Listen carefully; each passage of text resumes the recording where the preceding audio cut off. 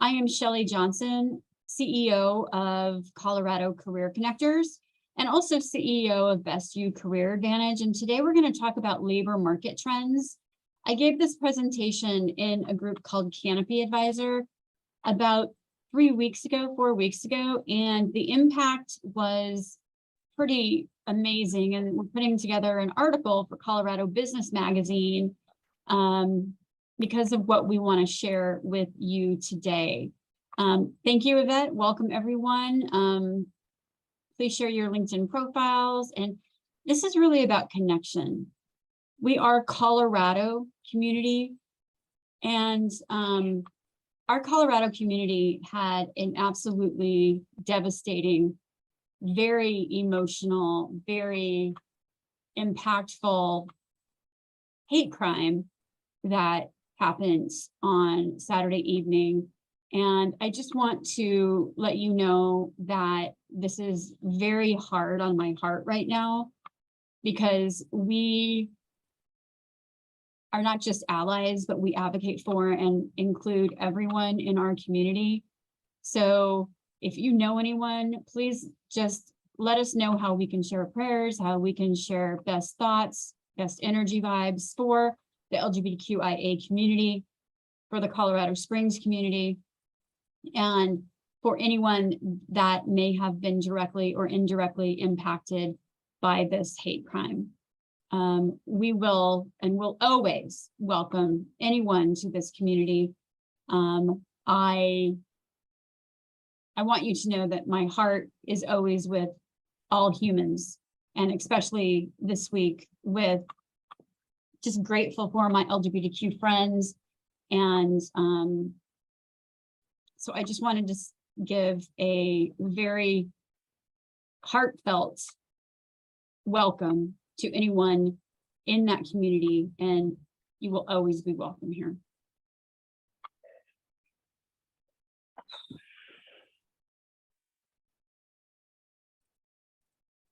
We're having some other people connect in with us.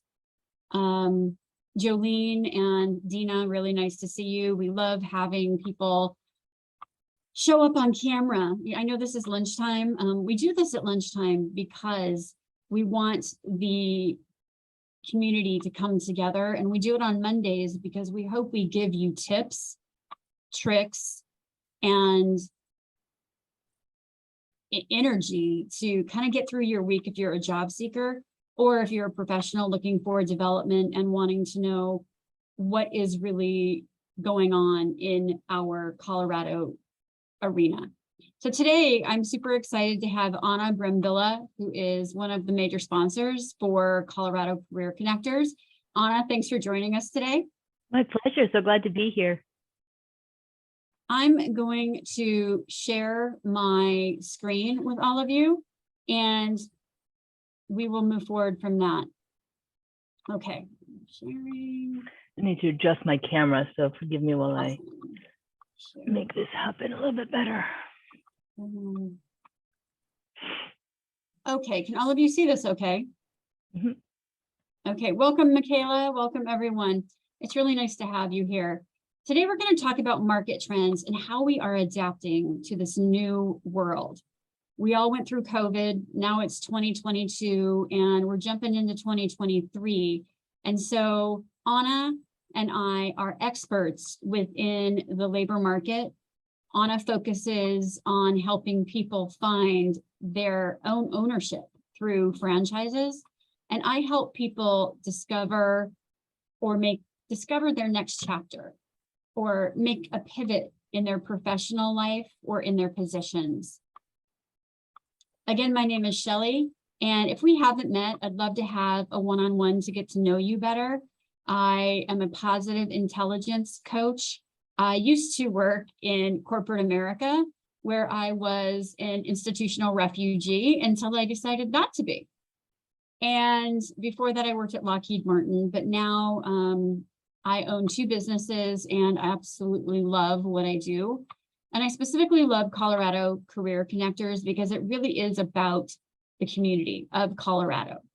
It's about how we join together and about how we lift each other up within the different topics that we talk about and arenas that we dare to walk into. Yvette Bell is my director of operations. She is a graphic designer and brand consultant. She has a new website out there, guys. It's 20milecreative.com. And she and I worked together for a couple of years. If you need to go look at this website, it's pretty awesome. And sometimes she likes to stay in the background. So I'm just going to put a plug out there for her that she's awesome.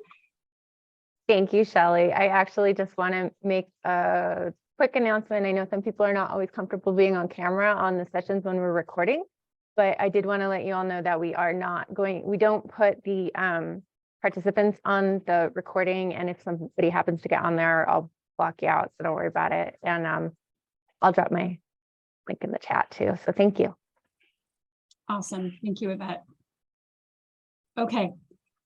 Today, we're going to talk about labor market trends, but we are back in rhythm after a break in October because Yvette and I went to Spain to walk El Camino Santiago, and we got back into it this month. We will have Laura Cheadle talk about, it's not burnout, it's betrayal, overcoming corporate betrayal and thriving. Laura is a dynamic speaker. She just emceed a conference that I went to. She has a very cool background as a corporate attorney turned speaker and dancer. So make sure to join us for that. Can't wait to have her then. And we've got some pretty amazing content coming up in January as well. We're going to be having Lisa Carmen partner with me to talk about resumes, LinkedIn, and pivoting your profession or pivoting your position in 2023. And also, how do you get productive? And how do you leverage the right productivity skills with Yvette Flower? You can look for all of our content and programming coming up on our events page. Thank you, Yvette, for making all of that up to date. And so we've got a lot of stuff coming up for you.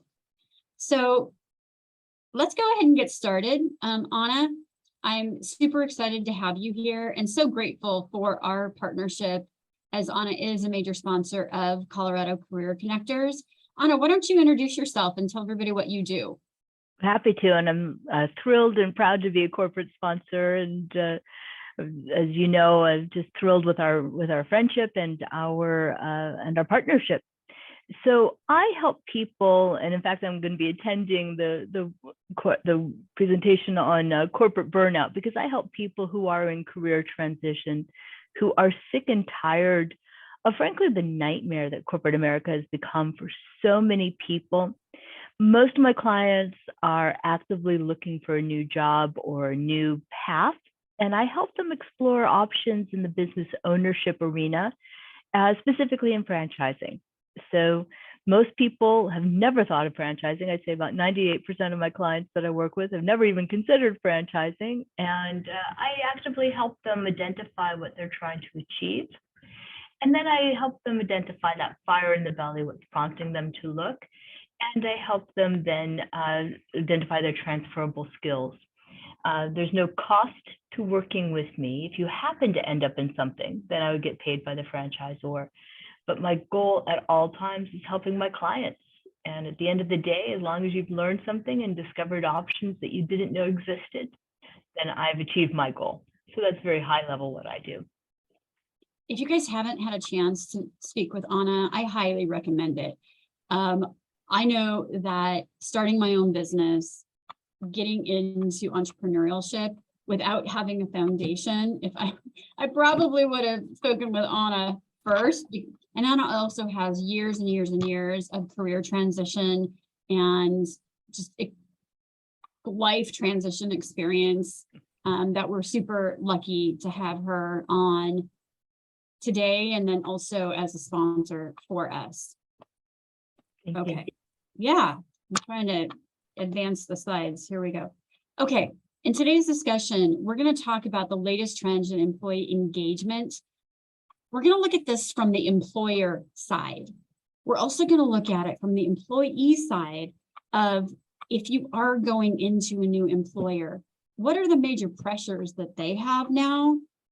What are some innovative ways that employers are actually instilling to recruit for really hard to fill roles? And then how are they increasing DEIB? And how can you be a part of that? And how can you understand what's going on behind the scenes in DEIB? We also wanted to focus today on mental health.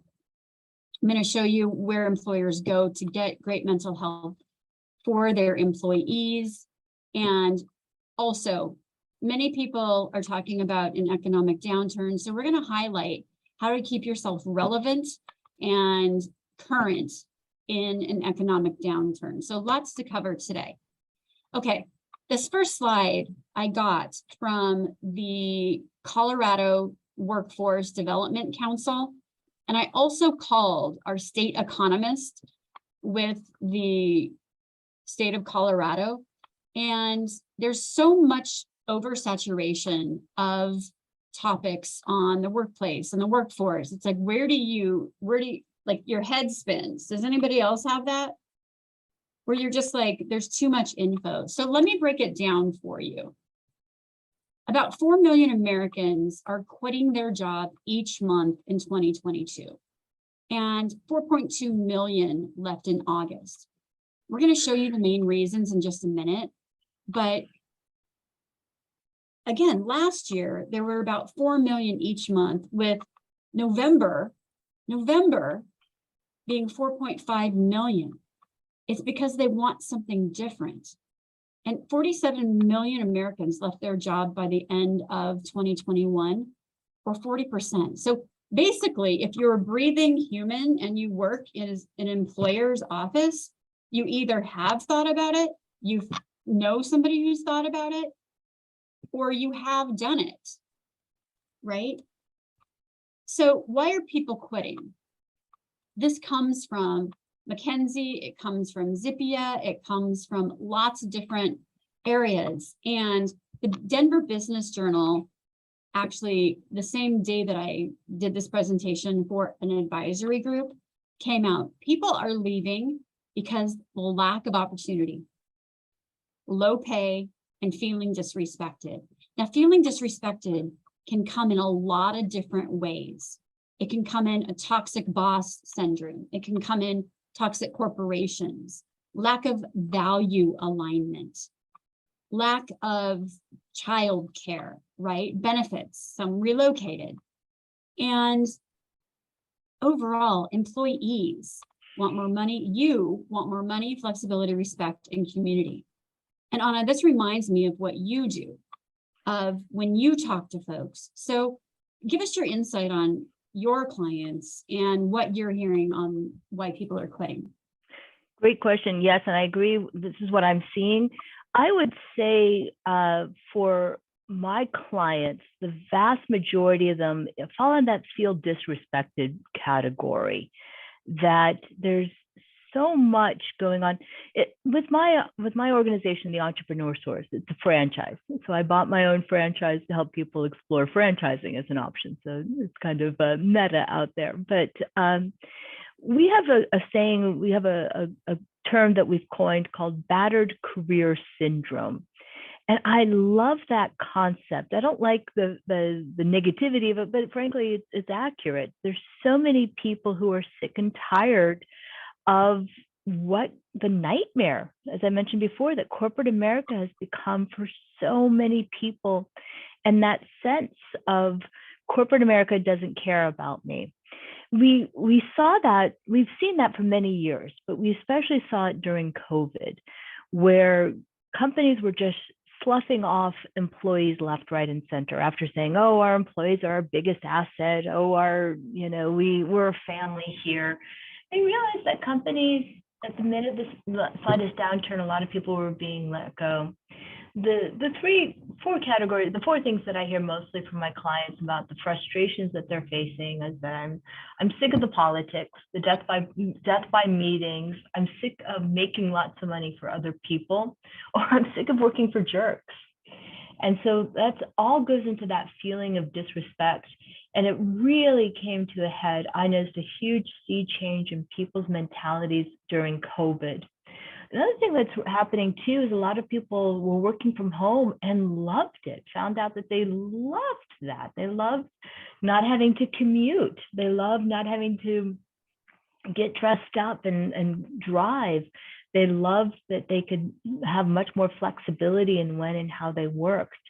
And so I see all of this stuff. But the biggest thing I feel is that I see is the lack of disrespect. The lack of respect.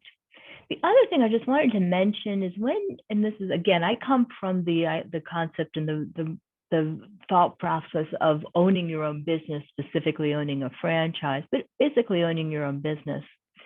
And what I hear again and again, I have a wonderful client who's based in Denver, and he's working for a major company. You've all heard of it.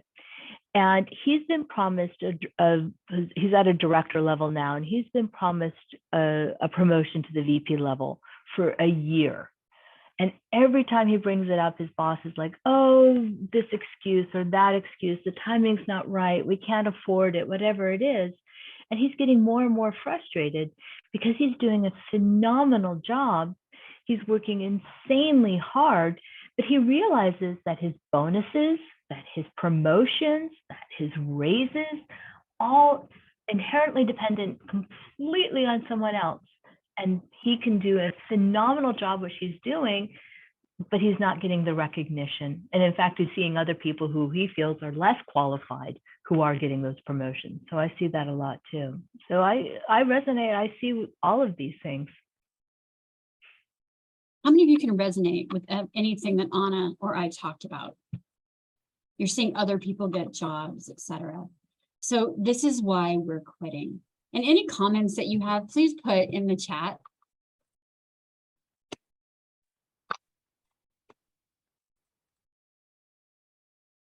Okay, we wanted to show you some statistics.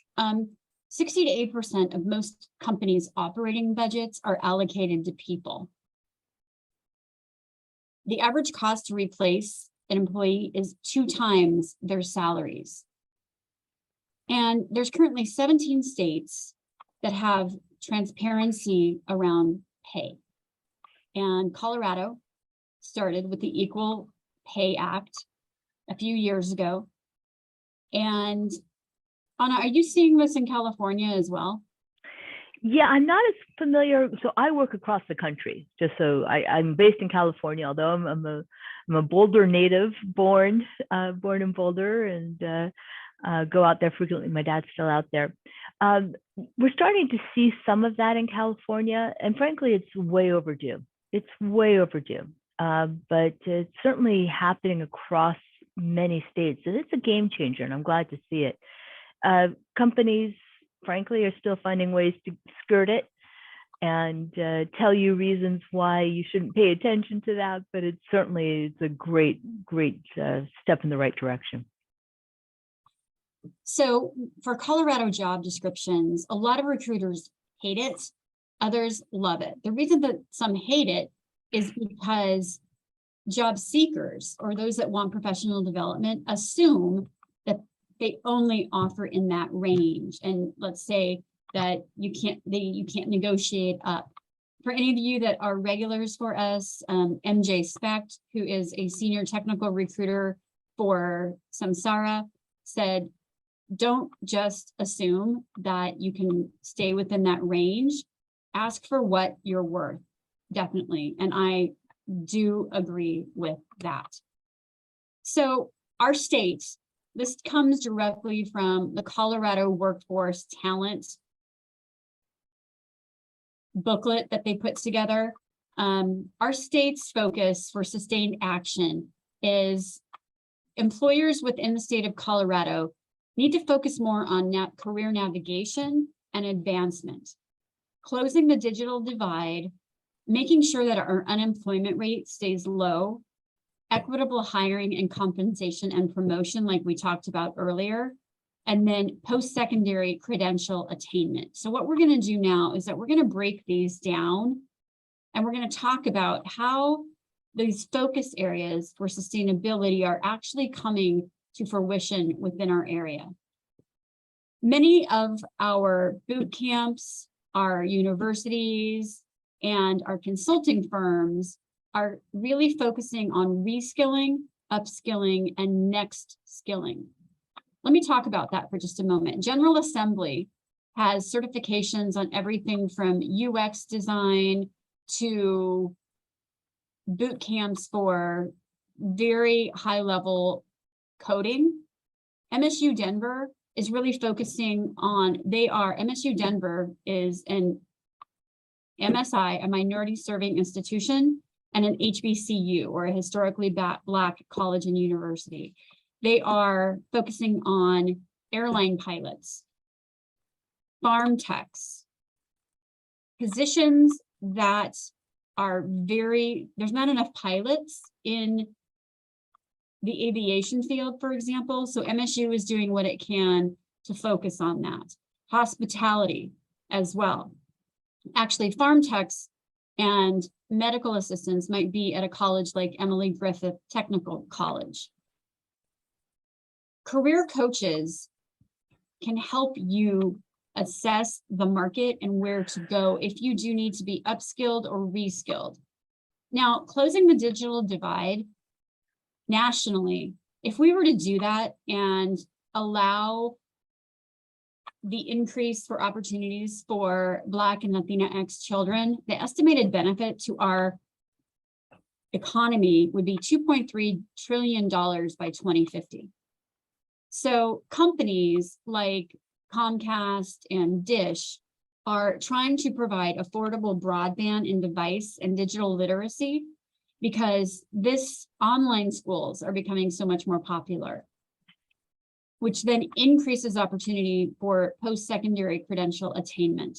You will find a lot of information out there on this within the universities, the technical colleges, and any of the diverse chambers of commerce.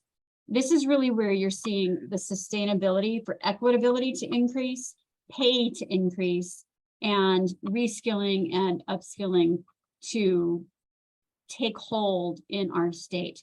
Anna, from your perspective, what are the franchises doing to help upskill or reskill? One of the nice things about a franchise is that you don't have to be an expert in that franchise. So say you own a tutoring franchise. You don't have to be a tutor. You don't even have to have kids necessarily to be a successful franchise owner. What they're looking for are those transferable skills, those people management, that project management, that drive, the relationship building, technical skills in the sense of, quality. There's something for everybody, essentially.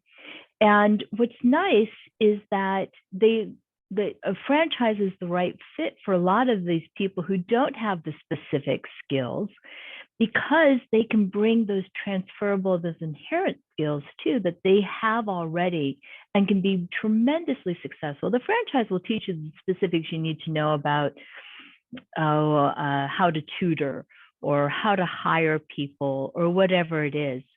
That they can't, what they look for and what you can bring to the table are those inherent skills. And that's really nice. And then as a franchise business owner who knows that, you get to directly affect who you hire and who you bring in, so that you can look for that broad general talent and not have to worry and teach them what they need to know to be a successful employee. The other thing, and this is a slight tangent, but as Shelley mentioned, I have been in the field of career transition for many, many years, more than 20 years. And one of my roles was as a recruiter for many years. Loved being a recruiter, it was great. But what I've seen, and I'm sure Shelley, you see this too, that companies are looking for oftentimes very specific, deep knowledge in one area. And if you are a generalist it's harder to find a job because a lot of recruiters and hiring managers, and frankly, those applicant tracking system software programs, they can't understand. You bring so much to the table, but they can't understand it. Especially the bots can't understand immediately. And so that's where it can be very much more frustrating to find a job. If you have a background in a variety of different things, but you don't have a deep specialty, it can be harder to find a job. Are you finding that, Shelley, too? Well, I know a couple of people on the call might be actually finding that. Is there anybody in the audience that is having that experience now? Nope, that's great. That's Okay. great. Well, I'm hearing it from a lot of clients. I know that that's occurring for many clients as well. So again, these are areas that are being focused on by our state. Equitable hiring, promotion, and advancement, the job and wage growth within our state, really the DTC area, program management, technology, the aviation industry, the brewery industry. We also have several groups in Colorado that want to focus on increasing opportunities for executives of color and women on boards. If you need any information on that, please let me know. There's also increases in apprenticeships, like for example, at MSU Denver, the AMTAP program, or Advanced Manufacturing for Technology and Trades, that partners with Lockheed Martin. I was actually part of the launch of that with MSU Denver, and that's just one example of how we are coming into like 3D and AI, or artificial intelligence and machine learning. So lots and lots of opportunities for that within our state. An area that is pretty awesome for Colorado is that women lead 29% of employer firms in our area. And the city and county of Denver has used some of the marijuana tax money to fund BIPOC and women venture capital funding for startups. We have one of the largest, if not the largest, group of women starting their own businesses within our state. So there's lots and lots of opportunities out there for that. These are trends within our state. Now, we know why people are leaving. We know that, let me go back here for a second. We know that Colorado is one of the highest states for women entrepreneurs and for BIPOC investments. So if you are interested in that, I'm happy to give you lots and lots of connections in those areas. So please, please let me know. Shelley, Yeah. Just a quick question. I'm sure everyone here knows it, but refresh my memory, please, what BIPOC stands for. Black, Indigenous People of Color. Thank you. You're welcome. You're welcome. So these next few slides focus on employee engagement and the latest information on retention. After reading lots and lots of articles and big documents by like McKinsey and Bain, etc., companies that you go into need to measure their employees. They need to measure the culture and survey the culture using really credible measure or like surveys. And the ones that I believe in are Gallup and Gelfund, and there's lots of other ones out there as well. Managers, if you're going in to be a leader at a company, leaders and middle managers actually now are more burnt out, more stressed out, because they are expected to manage their frontline workers or their staff, and their staff have burnout, and they're expected to be productive and make sure that performance is great and make sure the culture is there. So have a lot of sympathy for middle managers and leaders. And if you are one, having meaningful conversations and providing very clear ongoing communication to your employees and just being yourself and being authentic. That's what the workforce of 2023 is looking for. They want to be paid what they're worth. They want to be their authentic selves. They want to work when they want to work, and they want to work on their terms in their own locations. Some people want to go back on site because they don't do well in remote locations. Some, 32% going back, say that they quit their jobs because they're being required to come back on site. So how many leaders do we have out there? Right? Have genuine conversations around what's going on. For example, if you're talking to someone today, honoring what happened in Colorado Springs, just don't pass that by.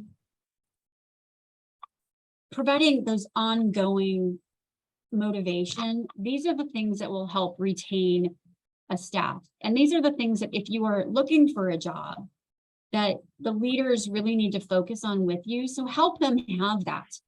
Help them be themselves and show that you want to be that authentic person as well.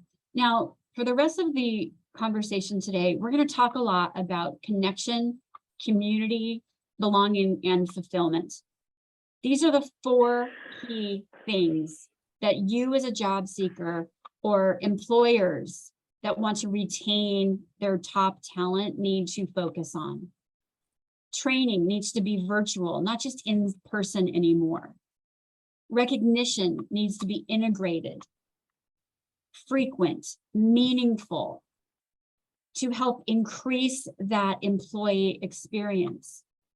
Many companies are actually now hiring full-time career development or dream coaches. I just met a woman last week who is a training and development specialist and a dream coach. There's 500 people in her construction company, and she gets to help people think about where they want to be promoted. Think about, ask HR if you're currently employed, if they have someone like that.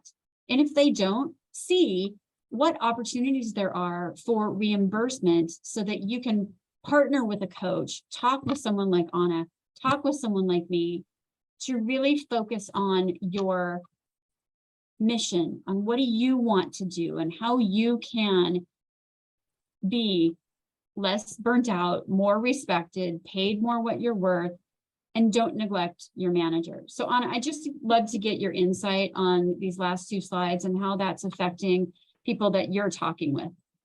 It's fascinating that you say that, because I just had a call this morning with a new client, and she works for a major company here in California. And she was talking about the 3 C's for professional satisfaction: Awesome. compensation, content, and culture. And I never heard that. Michaela is nodding her head. She's heard it before. I'd never heard that. And I think it's fascinating.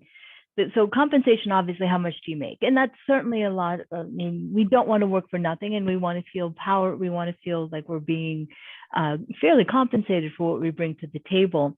And content, are we liking the work that we're doing? This particular client has been in this one very large company for many years, and she's constantly changed jobs within that company. And some jobs she's loved, sometimes she's not liked it. But then culture, and I think that's the side that so few companies really recognize and understand.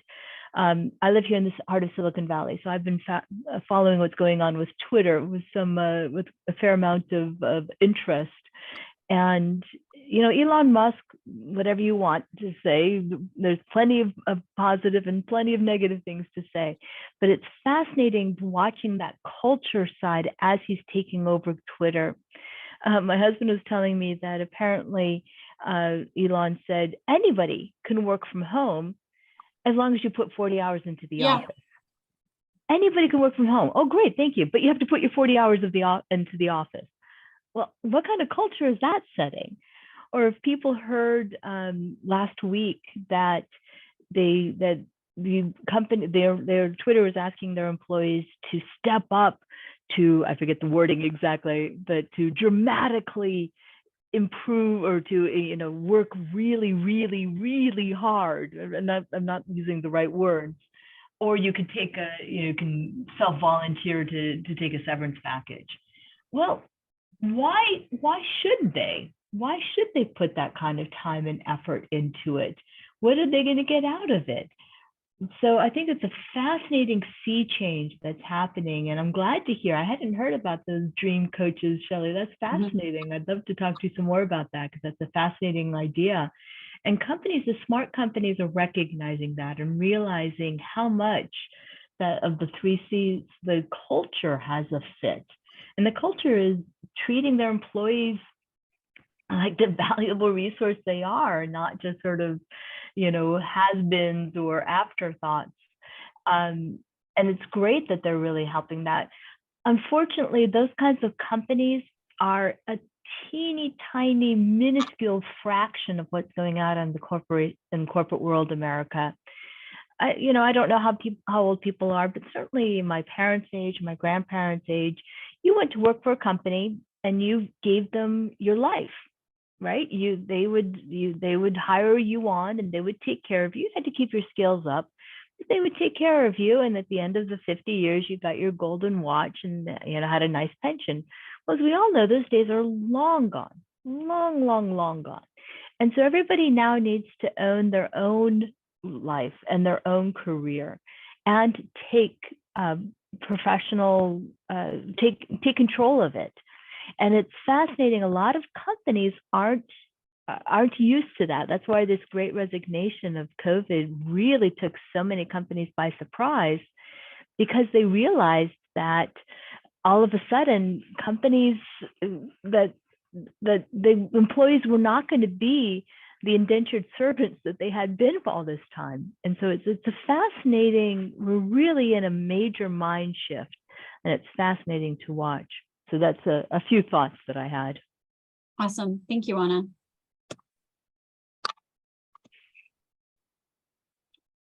Okay. As well as a career coach, I've been doing a lot of recruitment since November of 2021. So in the past year, I've worked with a SaaS company, a construction company. I've just hired a CFO, etc. And these next 2 slides are going to give you ideas of how employers go about creatively and innovatively finding talent. So if you want to take any of these ideas and leverage it from a job seeker perspective or a professional development perspective, that's kind of our hope here. The gig economy, there's 58 million people in the gig economy right now. How many of you have side gigs or gigs that you're starting in the gig economy, or consultancy or contracting? Anyone?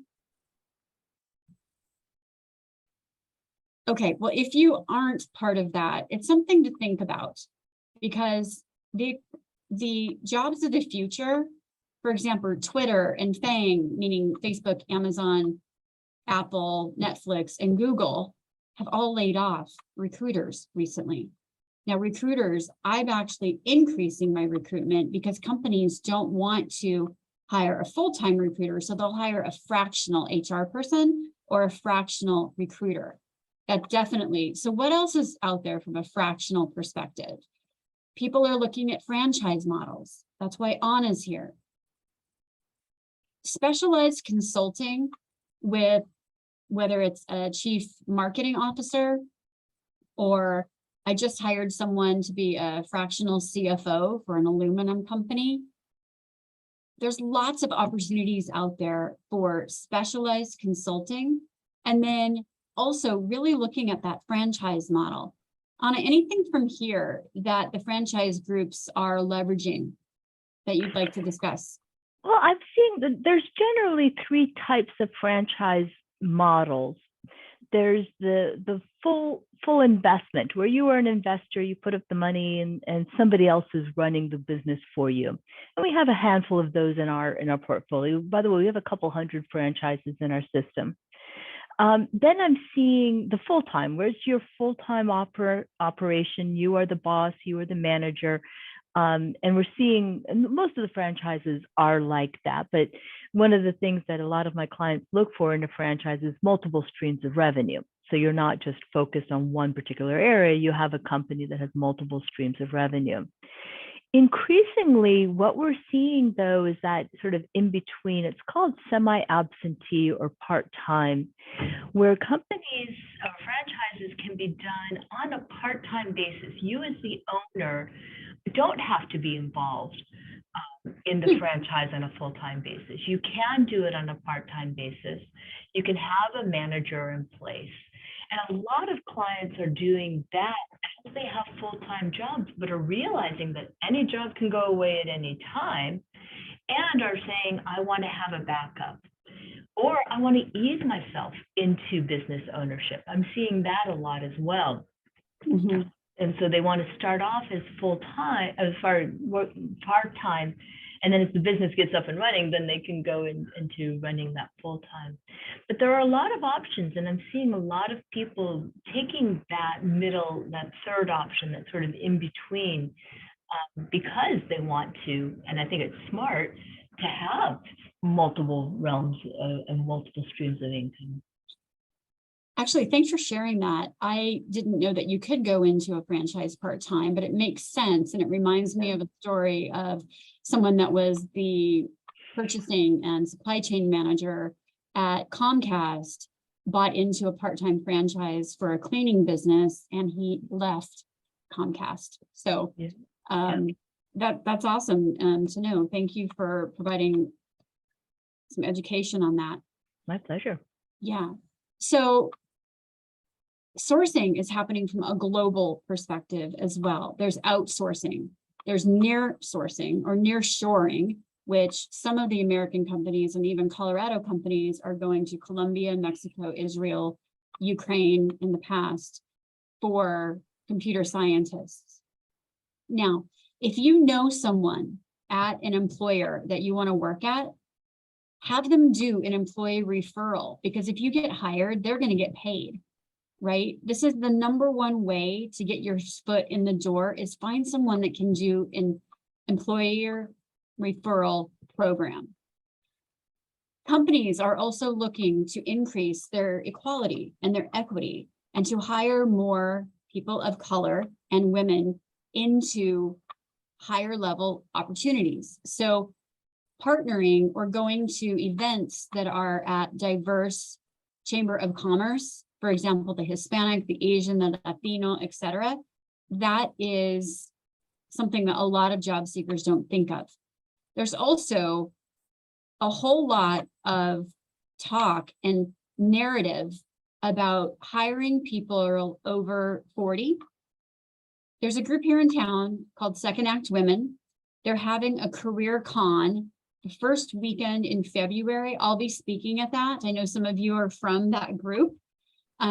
I highly recommend it. They're not just going to be having employers. There's going to be recruiters from DocuSign and Samsara and others, as well as legislators and grassroots organizations that want to talk about the narrative of hiring over 50. So if you're thinking like an employer, they're going to be going to grassroots efforts. They're going to be going to MSU and to General Assembly and to partnering with diversity chambers of commerce. So I hope we've given you some ideas that maybe you had not thought about beforehand. Okay, this is a huge topic for me. We only have about 15 minutes. Increasing diversity, equity, inclusion, and belonging within our state. Our state of Colorado is 61% Caucasian, 24% Latino, 9% African American, and we want to continue to increase those numbers to look more like the United States. So companies like Interview IA, CAPE Inclusion, or cohorts and programs like Colorado Inclusive Economy are arenas where these conversations are happening. In 2022, I was very blessed and honored to be included in Colorado Inclusive Economy. And there are so many people in our state that really are focusing on how to increase pay and compensation and content and culture for those around us. Okay, mental health in the workplace.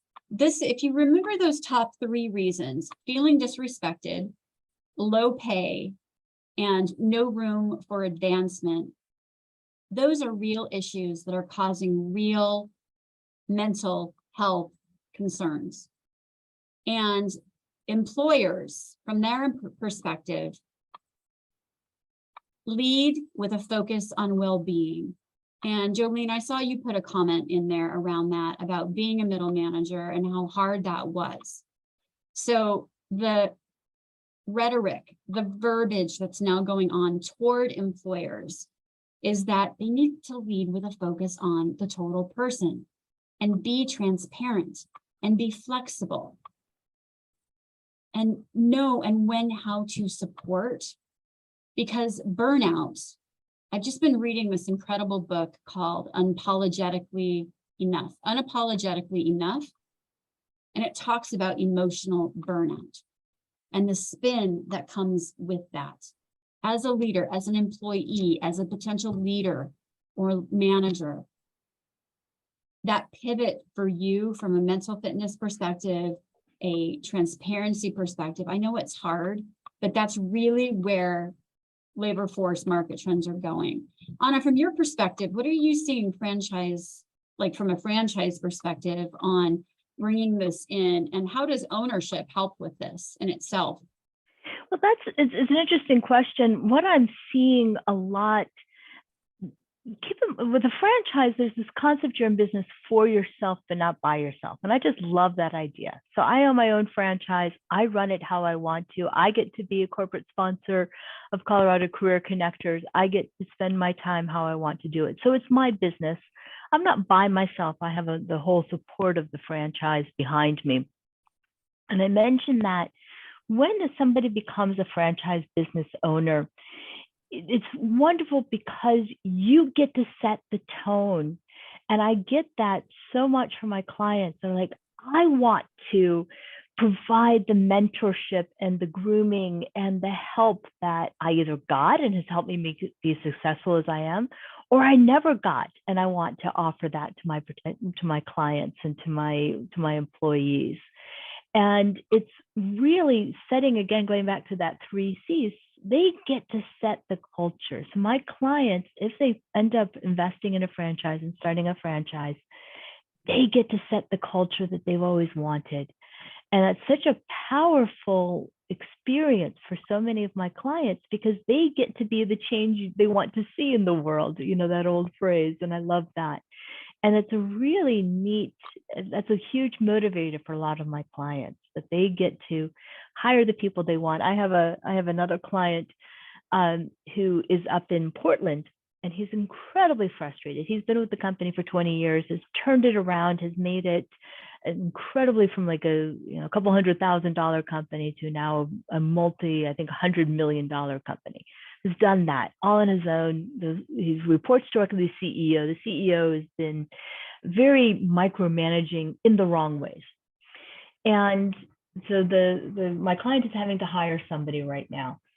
And he found a great person, has lots of great experience, has great knowledge, knows the market, is just a perfect fit. So he presented it to the CEO, and the CEO said, no, I don't like that person. Instead, I want you to hire this other person. Well, this other person happens to be best friends with the CEO, which is why he's being hired. Completely unqualified, way overpriced, very, very much at the end of his career. Not that you shouldn't hire people in their 70s, they're fantastic, but they're not going to be wanting to stay in the company for 10 years, which this role requires. And so that client of mine is just so frustrated. And one of the things that he really likes about the idea of buying a franchise and running his own franchise, he gets to make those decisions. He gets to choose who he wants, and he's not forced to hire somebody who's patently unqualified and not the right fit just because that person happens to be the best friend of the CEO. And so that's a fascinating way that that particular client is looking at and why he's excited about purchasing a franchise. And I love hearing your stories. And the more I'm thinking about it, the more I may want to talk to you about a part-time franchise. Happy to So I work hope with that you you. guys are out there also being like, oh my gosh, I didn't know like these. It sounds like we have a lot of parallels for sure. Absolutely. Okay, so mental health care in the workplace. What we're talking about here is the most common mental health issues is post-traumatic stress disorder. Yeah. I work with many people who, it's kind of like a triad. It's me, the therapist, and this psychologist, right? Depression, confusion, anger, and burnout. So these, like SounderMind, DEIB, these are companies that have popped up that are now focusing on mental health in the workplace. Positive intelligence is another. It's something that I do and that a few of you on this call have been on. Anna, you were going to share something. I just wanted to talk about the PTSD aspect of things. And I'm always struck, I mean, I certainly never want to take away PTSD from our veterans and the amazing work that they've done and the true disability that PTSD can be for them. And there is a very, very strong sense of PTSD among my clients who have been working for those toxic bosses in those toxic environments. And I really want people to recognize that and honor that PTSD that they've gone through in their own lives and in their work. And I had a client once who had massive PTSD, and every time she made a perceived mistake, she would just really start flagellating herself and just really beating herself up. And I said, it's not that big of a deal. It really isn't. And she realized that in her previous company, anytime anyone made the smallest mistake, they were highlighted and yelled at and just treated like garbage. And so if you are facing PTSD, please acknowledge that and honor that and work on that. So I just wanted to reiterate what you were talking about with that, Shelley. Mm-hmm.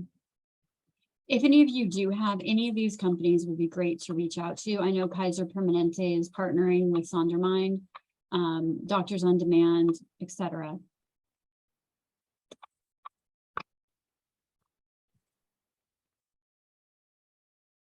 Okay, we only have around 6 or 7 more minutes, and there's been a lot that's been covered so far. How do you succeed in an economic downturn? Companies that I'm working with, that I'm consulting for, that I'm speaking with, are really needing these 4 things: to focus on commitment, feedback, camaraderie, and adaptation. And what this means is, how do you have, and as you as a leader or leaders that you're going to work with, what are the shared goals and how are they communicating them? What is that feed forward loop, that authenticity, those meaningful conversations, that transparency that you want to have? What is that connection and that community and that camaraderie that you have? And then it comes back to that unity, and how are people adapting to all of the things that are now being asked of them? Companies that will succeed in this potential recession are those that can adapt, be agile, feed forward in a creative and caring way, that build that trust and build that commitment. That is how all of these articles and McKinsey and Bain and PwC, all these big human capital management consulting firms, this is what they're focusing on. And this focus of impact, of community and belonging, those that do this will have an 84% increase in estimated tenure. They will retain more people. Their eNPS scores, their employer net promoter scores, are going to be 41% higher. And so if there are leaders on this phone who have eNPS scores that they need to focus on, by allowing this camaraderie, this feedback, this communication, and true job satisfaction, that is going to catapult your own eNPS scores. It's going to decrease burnout. It's going to decrease the amount of people who leave because you might be that toxic boss. And I know for sure that people on this call don't want to be that. So if there's one slide that really resonates with you, and one idea that we're presenting today is creating that mentally secure, psychologically safe, belonging culture that provides content of what people like to do and that communicates frequently, meaningful, and often. That's the trifecta for success for the future. That's where employees want to feel to be part of an organization. Anna, what would you like to add? No, I agree. This is so powerful stuff, and so few companies are really understanding that. And it's great to hear that the companies are really starting to recognize the value of this and the direct return on their investment that they get. So few companies, think, oh, that's just superfluous, that's not involved, that's not helpful. But when you have this kind of statistics, especially the retention you were talking about before, Sally, how expensive it is to replace somebody. And if you can just spend a few dollars to keep them retain the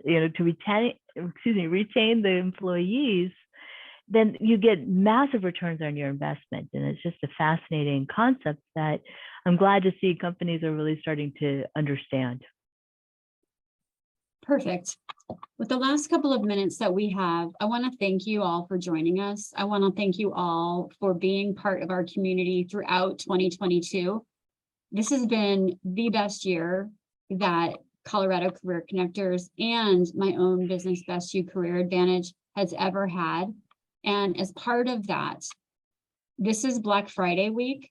If you would like to chat about working with me and pivoting your own profession or your position, I'm having unprecedented discounts this week because I've had unprecedented success this year. And it's because of all of you, and I'm super grateful for being part of this community. And Anna, I'm super grateful for your continued sponsorship and addition and just friendship. Me too. Thank you. So grateful. This was a great presentation. Fantastic information, Shelley. I really appreciate it. Thank you. And I want to talk to you about part-time as franchises. And I really encourage all of you to do the same thing. I'll stay on for about 5 more minutes. We can stop the recording now. Yvette, any of you want to have questions or questions on the content, please let me know.